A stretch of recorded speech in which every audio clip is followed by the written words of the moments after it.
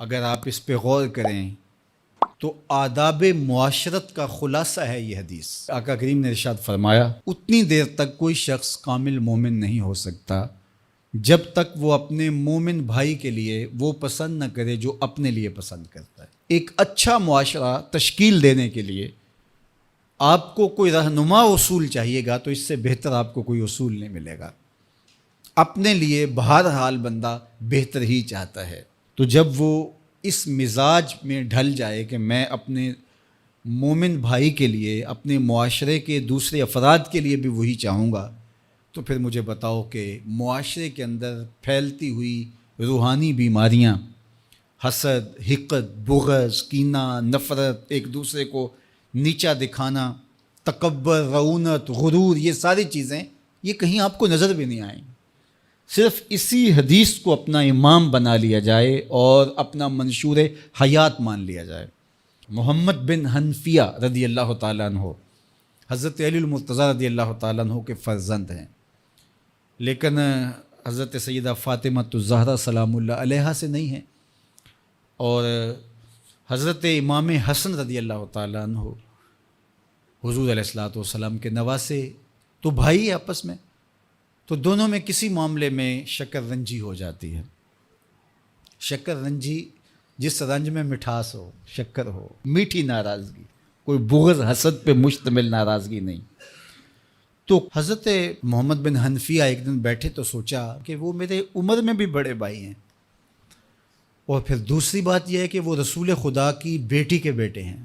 ان کا یہ اعزاز ہے، بہرحال مجھے تو یہ اعزاز نہیں ہے، پھر جوانان جنت کے سردار بھی ہیں، تو میں ان سے ناراض ہوں، وہ میرے سے ناراض ہیں، تو بات بھی کوئی اتنی خاص نہیں، تو اب دن بھی 3 گزر رہے ہیں، چلو میں ان کو راضی کر لیتا ہوں۔ تو گھر سے نکلے ان کو راضی کرنے کے لیے، تو واپس آ گئے راستے سے، کاغذ لیا اور اس کے اوپر اپنے بھائی کے نام مکتوب لکھا کہ میں آپ کو راضی کرنے کے لیے گھر سے نکلا تھا، لیکن راستے میں مجھے حضور علیہ السلام کا فرمان یاد آیا کہ جب 2 مومن بھائی آپس میں کسی معاملے میں الجھ جائیں، ناراض ہو جائیں، تو جو صلح میں پہل کرے گا وہ جنت میں بھی پہلے جائے گا۔ تو میں تو یہ گوارا نہیں کرتا کہ آپ سے پہلے جاؤں، تو میں ناراض ہوں، آپ آئیں اور مجھے منائیں۔ تو حضرت امام حسن نے خط پڑھا اور مسکرانے لگے،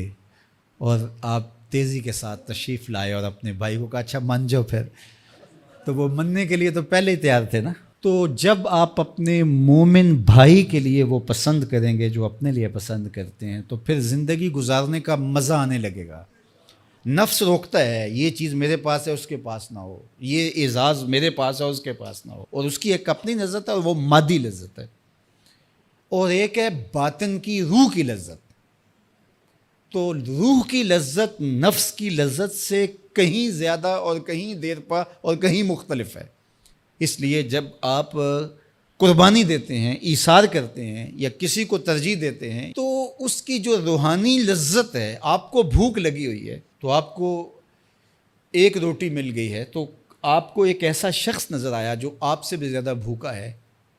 اور آپ کسی نمائش کے لیے نہیں، محض اللہ کے رضا کے لیے اس کو روٹی دے کر کے دیکھیں، خود بھوک کاٹ کے دیکھیں، وہ مرغن کھانوں میں سرور نہیں آئے گا جو اس بھوک میں لطف آپ کو آئے گا۔ تو حضور علیہ السلام کا یہ فرمان اپنے عمل کا حصہ بنا لیں، اور اپنے بھائیوں سے، جو خونی رشتے سے جڑے ہوئے بھائی ہیں، وہاں سے شروع ہو کر کے پورے معاشرے کے اندر اس کا عملی نفاذ کریں۔ آپ کو اتنا سرور آئے گا اور باطن میں اتنا نور آئے گا، اور اس قدر معاشرے میں خوبصورتی کی بنیاد پڑے گی۔ اور اگر ہم آج اس حدیث کو اپنے لیے خضر راہ بنا لیں تو یہ اس پہ عمل کرنا کوئی مشکل نہیں ہے۔ یہ آپ ابھی سے جب اٹھیں گے تو اپنے ساتھ والے کو ترجیح دے دیں گے کہ پہلے یہ گزر جائے، تو ابھی سے شروع ہو جائے گا یہ کام۔ تو یہ آپ گھر میں اپنے بچوں کے ساتھ، اپنی بیوی کے ساتھ، روزمرہ کی زندگی میں جہاں ملازمت کر رہے ہیں، کاروبار کر رہے ہیں، جن دوستوں کے ساتھ کھیل رہے ہیں حتیٰ کہ، تو یہ وہ چیز ہے کہ اس کا آغاز عمل سے پہلے سوچوں سے شروع ہو جاتا ہے۔ کہ آپ کسی کے لیے اچھا سوچنا شروع کر دیں. جو اپنے لیے سوچتے ہیں وہ اپنے بھائی کے لیے بھی سوچیں. ہمارے بزرگ فرمایا کرتے تھے کہ کسی کے ساتھ دوستی کا ایک حق یہ بھی ہے کہ اس کی آخرت کے لیے سوچا جائے کہ یہ میرا دوست ہے تو دنیا میں میرے ساتھ ہے تو حشر میں بھی جنت میں میرے ساتھ ہو. تو اس کی ہدایت کے لیے اگر نماز نہیں پڑھتا تو اس کو نماز کی طرف لے کر آئیں.